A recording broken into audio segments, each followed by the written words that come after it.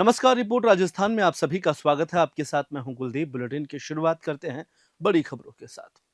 राजस्थान के मुख्यमंत्री भजनलाल शर्मा ने श्रावण मास के तृतीय सोमवार के अवसर पर मुख्यमंत्री निवास स्थित राज राजेश्वरी मंदिर में विधिवत पूजा अर्चना की। उन्होंने इस पवित्र अवसर पर भगवान शिव का अभिषेक किया और मंत्रोच्चारण के साथ पूजा अर्चना कर प्रदेश की खुशहाली मांगी। मुख्यमंत्री ने पूजा के दौरान प्रदेश के सुख समृद्धि और खुशहाली के साथ जन कल्याण की कामना की और मुख्यमंत्री के साथ उनकी पत्नी भी इस धार्मिक अनुष्ठान में शामिल हुई। राजस्थान हाईकोर्ट में आज 1998 के बहुचर्चित काला हिरण शिकार मामले में संबंधित विभिन्न अपीलों और याचिकाओं पर सुनवाई हुई। मामले में बॉलीवुड अभिनेता सैफ अली खान की याचिका और राज्य सरकार की अपीलों को लेकर आज की सुनवाई महत्वपूर्ण मानी जा रही थी, लेकिन ट्रांसफर केस की प्रक्रिया पूरी नहीं होने के चलते अब इस मामले में अगली सुनवाई 22 सितंबर निर्धारित की गई है। अधिवक्ता यशपाल खिलेरी ने बताया कि आज जस्टिस मनोज कुमार गर्ग की अदालत में यह प्रकरण सूचीबद्ध था।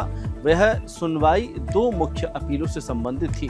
इसमें पहली सलमान खान द्वारा अधीनस्थ अदालत के फैसले के खिलाफ दायर अपील और दूसरी राज्य सरकार द्वारा सैफ अली खान, सोनाक्षी बेंद्रे, तब्बू, नीलम और दुष्यंत सिंह को बरी किए जाने के खिलाफ प्रस्तुत लीव टू अपील शामिल थी। पाली जिले में भारी बारिश के बाद हिमावास बांध में लगातार जलभराव जारी है, जिससे किसानों और आमजन में बड़ी राहत मिलने की उम्मीद है। पाली जिले में जवाई बांध के बाद हिमावास सबसे प्रमुख बांध माना जाता है। यह न सिर्फ पाली शहर में बल्कि करीब 14 गांवों में सिंचाई व्यवस्था की रीढ़ मानी जाती है। सिंचाई विभाग के अनुसार जोजावर देसुरी क्षेत्र की अरावली पहाड़ियों से खेरवा और सुमेर नदी के जरिए पानी इस बांध तक पहुंचता है। फिलहाल भारी बारिश के चलते बांध में जलस्तर लगातार बढ़ रहा है। हिमावास बांध के भरने से क्षेत्र में खेती किसानों की संभावनाएं प्रबल हो जाएगी, जिससे पेयजल संकट भी दूर होगा। उधर पाली में नई एसपी पूजा अवाना के आने के बाद पाली पुलिस एक्शन मोड में नजर आ रही है। पुलिस मुख्यालय के निर्देश पर चलाए जा रहे एरिया डोमिनेशन अभियान के तहत अब तक 188 टीमों का गठन किया गया है, जिन्होंने 1011 स्थानों पर दबिश दी और 334 वांछित अपराधी, हार्डकोर आदतन अपराधी समेत विभिन्न मामलों में वांटेड अपराधियों को धर पकड़ा है। पुलिस की यह कार्रवाई जिले भर में चर्चा का विषय बनी हुई है। एसपी पूजा अवाना ने बताया कि मुख्यालय के निर्देश पर पाली जिले में अपराध और अवैध गतिविधियों पर अंकुश लगाने के उद्देश्य से विभिन्न मामलों में फरार अपराधी मशरूफ स्थायी वारंटी को दस्तयाब कर वाहनों की चेकिंग की कार्यवाही भी जारी रही है। ये 2 दिनों में काफ़ी सघन अभियान चलाया गया है पूरे ही जिले में, जिसके तहत हमने 25 तारीख को सभी जगह पूरे जिले में ए कैटेगरी की नाकाबंदी की, जिसमें 6 से 9 बजे तक सभी थाना अधिकारी हथियारबंद सभी अलग अलग नाकों पे खड़े होकर के उन्होंने सभी आने जाने वाले वाहनों की चेकिंग की और सभी जो सस्पेक्ट्स और इस तरह के लोग हैं उनकी चेकिंग की। इसी के क्रम में कल एक एरिया डोमिनेशन का भी पाली पुलिस के द्वारा रखा गया, जिसमें हमने लगभग 200 के आसपास टीम्स बनाई, जो कि आज भी कंटिन्यू रहा हमारा पीएचक्यू के निर्देशन में। तो इन 2 दिनों में लगभग हमने 188 टीम्स बनाई, जिसमें हमने लगभग 334 के करीब विभिन्न अपराधियों को हमने दस्तयाब किया है, जिसमें कि 186 हिस्ट्री शीटर्स है, इसके अलावा स्टैंडिंग वारंटीज़ है, प्रोक्लेम्ड ऑफेंडर्स है, कुछ गिरफ्तारी वारंटी थे और कुछ ऐसे थे जो विभिन्न अन्य प्रकरणों में वांछित थे काफ़ी लंबे समय से। तो ये पिछले 2 दिनों में 334 के आसपास हमने डिटेन किया है। इसके 1000 के से करीब जगहों पर पुलिस ने अलग अलग जगह छापेमारी की और इनको दस्तयाब किया। इसके अलावा लगभग 250 के करीब MV एक्ट की कार्रवाई भी की, जो मोटर व्हीकल्स इस तरह के सस्पेक्ट थे जिनकी RC नहीं है या जो सस्पेक्टेड है या चोरी के भी हो सकते हैं क्योंकि उनके कोई कागज़ नहीं है। तो 1500 के आसपास वाहनों को चेक किया इन 2 दिनों में लगातार। कल भी जैसा कि आप सभी ने पाली शहर में देखा होगा, पुलिस लगातार 7 से 11 शाम को गश्त में रही, जिसमें सभी पुलिस लाइन का जाब्ता भी, थानों का जाब्ता भी, चौकी का जाब्ता भी और इवन जो हमारे पास संसाधन उपलब्ध है, डिफरेंट व्हीकल्स हैं, वो भी सभी सड़कों पर रहे ताकि ज़्यादा से ज़्यादा पुलिस की विजिबिलिटी बढ़ सके और ज़्यादा से ज़्यादा जो ये संदिग्ध वाहन है और संदिग्ध यदि कोई सस्पेक्ट हमें क्रिमिनल नज़र आता है या इस तरह की गतिविधि उसकी लगती है तो उसकी चेकिंग करी जा सके। तो लगातार हमारा ये अभियान जारी है, जिसके तहत हमने लगभग 8 के करीब विभिन्न स्पेशल एक्ट्स में भी कार्रवाई करी है, जिसमें एक्साइज एक्ट का भी है, एनडीपीएस एक्ट भी है, और ये अभियान आज भी हमारा जारी है। सिरोही जिले के आबू रोड क्षेत्र में राजकीय उच्च प्राथमिक विद्यालय लूनियापुर की हालत बेहद खराब है। स्कूल की छत टपक रही है और प्लास्टर गिरने से 132 विद्यार्थियों की जान को खतरा हमेशा बना रहता है। इस खस्ताहाल स्कूल में बच्चों की सुरक्षा की कोई गारंटी नहीं है, जो चिंता का विषय बन गई है। चौंकाने वाली बात यह है कि इस स्कूल में चुनाव भी कराए जाते हैं, यहीं से जनता के नेता चुने जाते हैं, लेकिन किसी भी पार्टी के जनप्रतिनिधि ने इस स्कूल की मरम्मत या बच्चों की सुरक्षा के मामले में कोई कदम नहीं उठाया है। इस स्थिति को देखते हुए यह सवाल उठता है कि क्या हमारे देश के भविष्य को ऐसी स्थिति में छोड़ दिया जाएगा? अगर इस तरह की लापरवाही जारी रही तो यह सवाल उठता है कि हमारे बच्चों को इस खतरनाक स्थिति में शिक्षा दी जा रही है तो उसका असर हमारे और हमारे देश के भविष्य पर क्या होगा? यह स्थिति चिंताजनक और तत्काल सुधार की जरूरत है। यस, राजकीय उच्च प्राथमिक विद्यालय लुणियापुरा, इस विद्यालय भवन की स्थिति बहुत ही दयनीय है और जर्जर अवस्था में है। बच्चों को इसके अंदर नहीं बिठाया जा रहा है। इस स्थिति होने के बाद भी हमारे गांव के अभिभावक जो हमको बुलाने पे आते हैं, बाकी अपनी इच्छा से नहीं आते, या जनप्रतिनिधि जो भी हैं अभी तक स्कूल में नहीं आए हैं, तो ये भी कहने के लिए सोचने की बात है कि बार बार मैंने रिमाइंड भी करवा चुका है, उनको भी कहा है कि भाई स्कूल को थोड़ा देखें, इसको ठीक किया जाए। और हादसे के बाद शिक्षकों पर गाज गिरती है, ऐसा क्यों?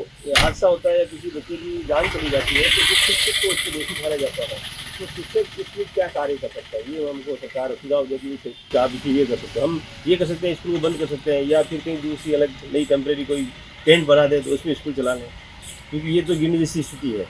हम उसके आगे हाथ लगा नहीं सकते। शिक्षक की भी जान जा सकती है, कोई बच्चे की नहीं, शिक्षक की अगर साथ में तो वो भी जान जा सकती है इसमें, तो कोई बच्चे विशेष की जान नहीं आएगी, सबका यही तो हो सकता है। इसके लिए आप किसको जवाबदार मानते हो? हम तो जवाबदार तो हमारे डिपार्टमेंट को मानेंगे सबसे बड़े, क्योंकि हमारे अधिकारी बैठे हैं, तो उसको गर्मियों की छुट्टी के दौरान ही इसको पूरी तरह से एक सर्वे कराना चाहिए कि कौन सी बिल्डिंग सही व्यवस्था में है जिससे बच्चे बैठ सकते हैं। डिपार्टमेंट बैठा है इतना बड़ा शिक्षा विभाग का, जो IAS हमारे डायरेक्टर बीकानेर बैठते हैं, उनको एक DO बैठता है, उसके नीचे पूरी लॉबी है। कलेक्टर महोदय का भी ये दायित्व बनता है कि वो भी इन चीज़ों को दिखाए बार बार कि स्कूलों में स्थिति है, बारिश के मौसम में क्या हो सकता है। हम बाढ़ आती तो तुरंत वहाँ टीम भेज देते हैं, लेकिन स्कूलों की ये आने से पहले दिखना चाहिए।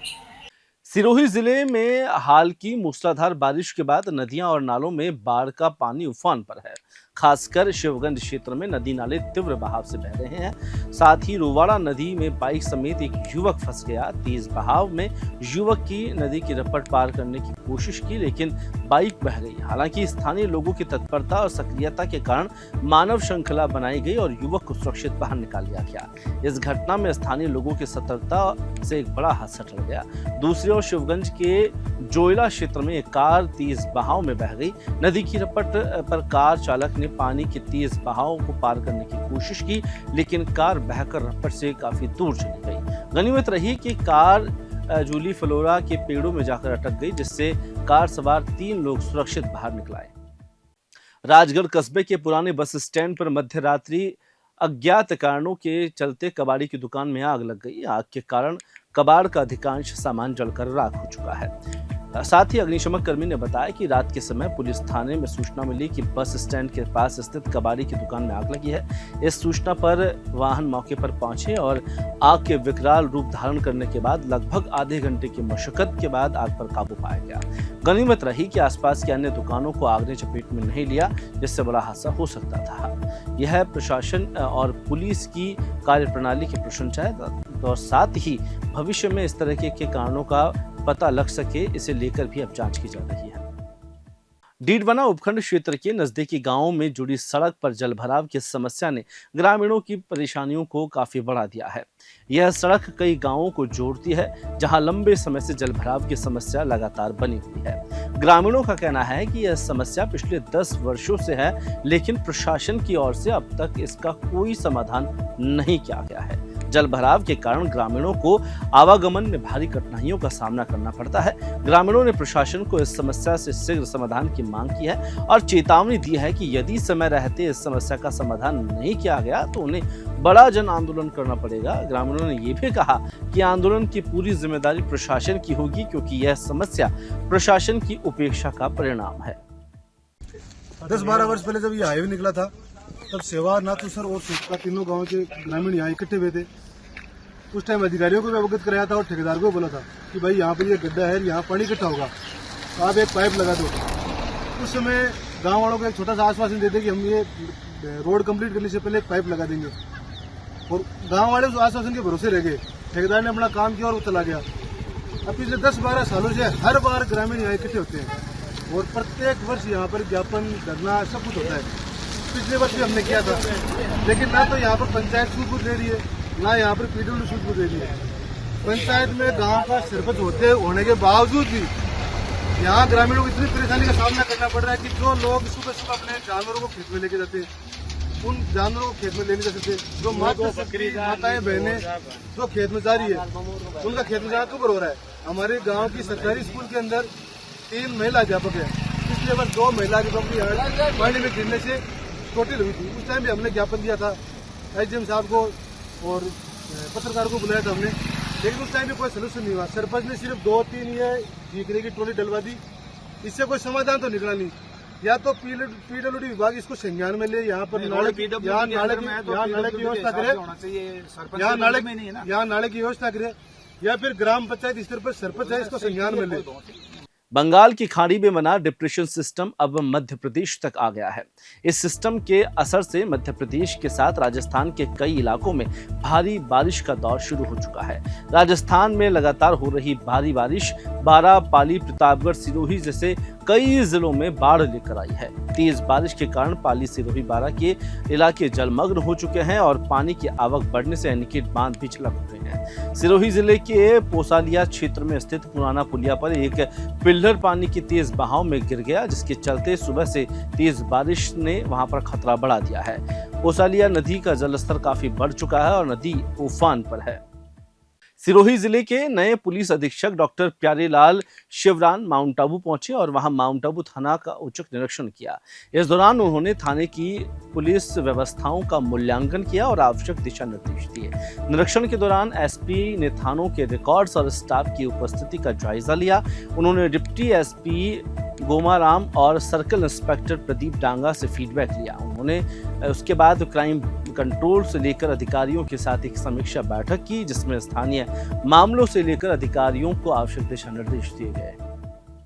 खबर चित्तौड़गढ़ से है, जहां पर जिले के नगरी क्षेत्र में बरसात के दौरान बीड़च नदी के पुलिया पर पानी के तेज बहाव में 2 युवक बाइक समेत बह गए। क्षेत्र में लगातार हो रही बारिश के कारण पुलिया पर पानी का स्तर लगातार बढ़ चुका है। आसपास के लोगों ने दोनों युवकों को बाइक समेत बहते हुए देखा। तत्काल इसकी सूचना स्थानीय प्रशासन को दी।